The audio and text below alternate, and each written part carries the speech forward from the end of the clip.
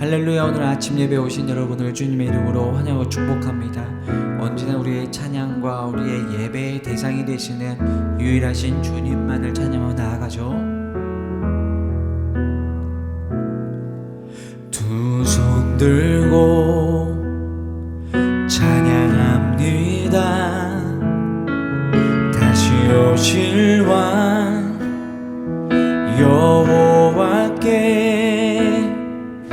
오직 주만이 나를 다스리네.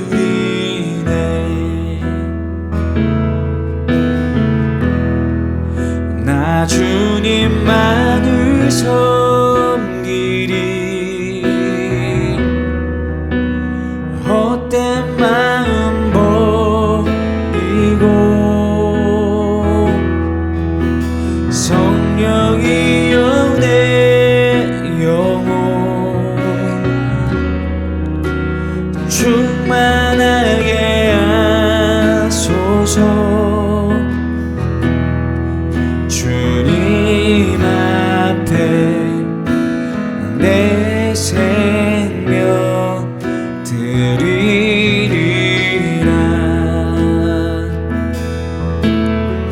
두 손 들고 찬양합니다. 두 손 들고 찬양합니다. 다시 오실 왕 여호와께 오직 주만이 나를 다스리네.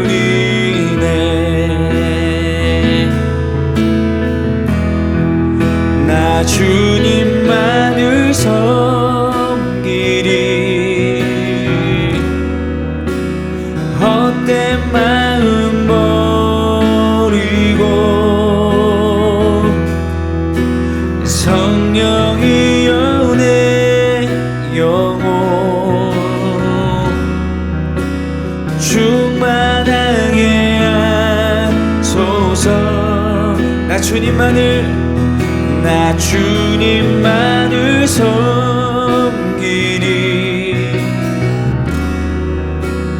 헛된 마음 버리고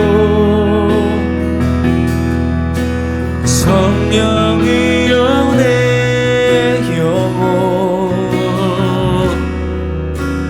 충만하게 하소서. 주님 앞에 내 생명 주님 앞에 내 생명 드리리라.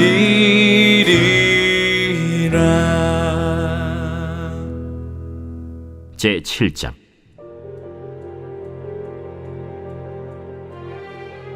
왕이 하만과 함께 또 왕후 에스더의 잔치에 가니라. 왕이 이 둘째 날 잔치에 술을 마실 때 다시 에스더에게 물어 이르되, 왕후 에스더여, 그대의 소청이 무엇이냐? 곧 허락하겠노라. 그대의 요구가 무엇이냐? 곧 나라의 절반이라 할지라도 시행하겠노라.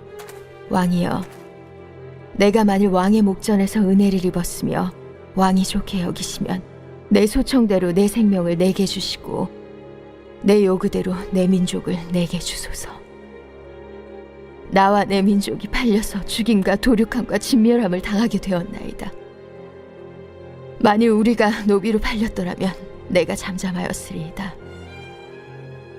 그래도 대적이 왕의 손해를 보충하지 못하였으리이다. 하니 아하수에로 왕이 왕후 에스더에게 말하여 이르되, 감히 이런 일을 심중에 품은 자가 누구며 그가 어디 있느냐? 대적과 원수는 이 악한 하만이니이다. 하니 하만이 왕과 왕후 앞에서 두려워하거늘 왕이 노하여 일어나서 잔치자리를 떠나 왕궁 후원으로 들어가니라. 하만이 일어서서 왕후 에스더에게 생명을 구하니 이는 왕이 자기에게 벌을 내리기로 결심한 줄 알미더라. 왕이 후원으로부터 잔치자리에 돌아오니 하만이 에스더가 앉은 걸상 위에 엎드렸거늘 왕이 이르되, 저가 궁중 내 앞에서 왕후를 강간까지 하고자 하는가? 이 말이 왕의 입에서 나오매 무리가 하만의 얼굴을 싸더라. 왕을 모신 내시 중에 하르보나가 왕에게 아뢰되 왕을 위하여 충성된 말로 고발한 모르드게를 달고자 하여 하만이 높이가 50규빗 되는 나무를 준비하였는데 이제 그 나무가 하만의 집에 섰나이다. 하만을 그 나무에 달라! 모르드게를 매달려고 한 나무에 하만을 다니 왕의 노가 그치니라. 사랑하는 라이프 처치 성도 여러분, 오늘은 에스더 7장을 통해서 하나님의 음성을 듣고자 합니다. 이 에스더 7장을 오늘 또 읽다가 보면은 에스더의 아주 중요한 한 가지의 특징에 대해서 우리가 좀 알게 돼요. 에스더란 책은 굉장히 독특한 성경책입니다.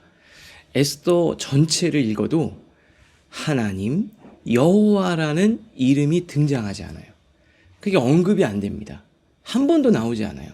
마치 그냥 한 역사의 비화, 또 그 전에 있었던 역사의 스토리를 아주 몰입감 있게 기록해 놓은 책처럼 보여져요. 그런데 하나님의 이름은 등장하지 않지만 읽다가 보면 그 어떤 책보다도 강력하게 배후에서 역사하신 하나님을 느낄 수 있게 됩니다. 에스더가 왕비가 된 것, 기도하고 나갈 때 왕의 마음을 열어주신 것, 왕이 잠이 안 올 때 역사책을 읽다가 모르드게가 어떤 사람인지 하나님이 드러나게 하신 것, 이 모든 것들이 다 그런 거예요. 그리고 오늘 읽다가 보면 결정적으로 하나님이 어떻게 역사하시는지를 보게 됩니다. 오늘 앞부분에 보면 이제 왕후 에스더에게 왕이 물어요.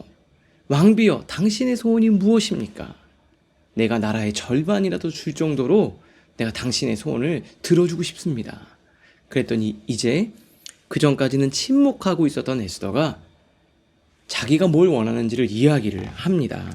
3절 보니까 내가 만일 왕의 목전에서 은혜를 입었으며 왕이 좋게 여기시면, 왕께서 좋으시면 내 소청대로 내게 생명을 주시고 내 요구대로 내 민족을 내게 주옵소서. 무슨 말입니까?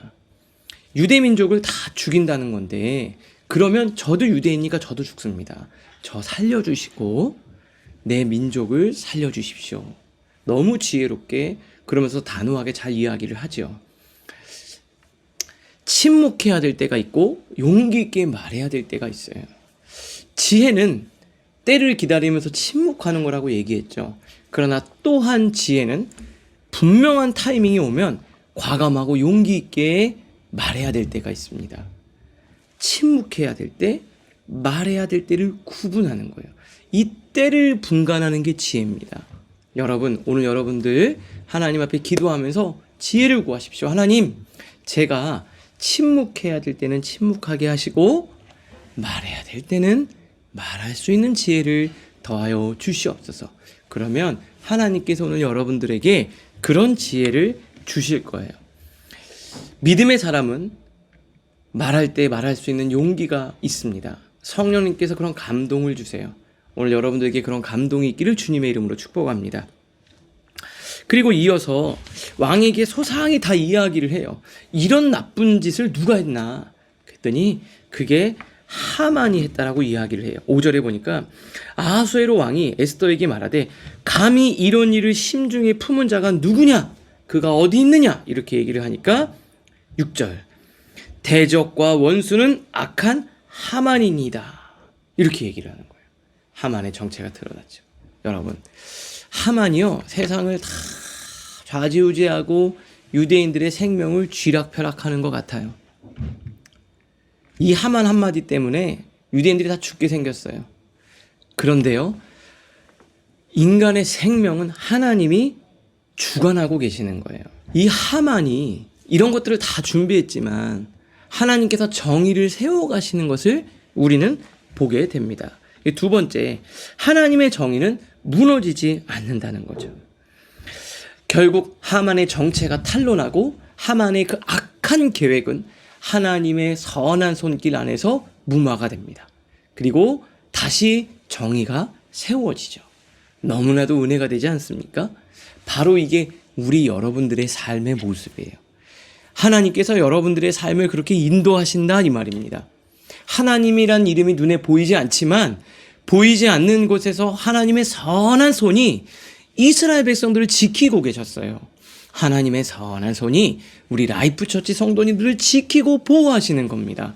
하나님이 여러분들을 인도하실 거예요. 그 하나님의 선한 손, 반드시 정의가 세워지는 그 하나님의 선한 손을 의지하고 나아가는 여러분들 되실 수 있기를 바랍니다. 그러니까 낙담하지 마십시오. 하나님의 때에 하나님이 일하실 거예요. 오늘 말씀을 통해 생각하겠습니다. 첫 번째, 나는 지금 어떤 침묵을 선택하고 있습니까? 누군가를 살릴 수 있는 말, 고통을 멈추게 할 수 있는 행동을 외면하고 있지는 않습니까? 침묵해야 될 때와 말해야 될 때가 있는데 내가 말해야 될 때 침묵하고 있지는 않은지 한번 돌아봅시다. 두 번째, 내가 하나님의 정의보다 조급하게 판단하거나 낙심한 적은 없었습니까? 하나님의 시간 속에서 반드시 이루어지는 정의를 신뢰하고 있습니까? 반드시 이루어지는 정의, 우리 신뢰하며 믿음으로 나아가실 수 있기를 바랍니다. 오늘을 위한 기도로 마치겠습니다. 하나님, 내가 외면하고 싶은 자리, 침묵하고 싶은 자리에 서 있을 때 그 침묵을 깨고 사랑으로 말할 수 있는 용기를 주옵소서. 그리고 지금 이 순간에도 하나님의 정의는 살아있음을 믿고 흔들리지 않게 하옵소서. 예수님의 이름으로 기도합니다. 아멘.